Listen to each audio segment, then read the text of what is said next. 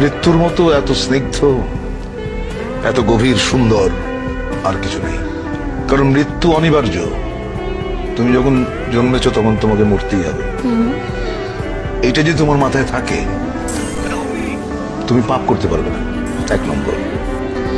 2 নম্বর হচ্ছে যে যেটা অনিবার্য তাকে ভালোবাসাটাই শ্রেয়। তাকে যদি ভয় পাও, সেটা এক ধরনের কি বলবো, এক ধরনের মূর্খতা। কারণ তুমি জ্ঞানী, তুমি শিক্ষিত, তুমি মৃত্যুকে কেন ভয় পাবে? মৃত্যুকে আলিঙ্গন করো, গ্রহণ করো, বরণ করে নাও, তাহলে দেখবে জীবন অনেক সুন্দর। দেখো, একটা মানুষ যখন তার সময়ের আগে চলে যায় তখন কষ্ট পায়। এইসব জিনিস আমার কাছে রহস্য মনে হয়।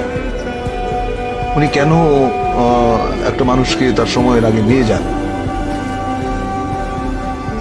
এর কোনো যৌক্তিক কারণ আমি খুঁজে পাই। সঠিক সময়ে মৃত্যুবরণ করে আমি আন্দোলিত হই। আমি যে খুশি হই বা উৎফুল্ল হই তা না।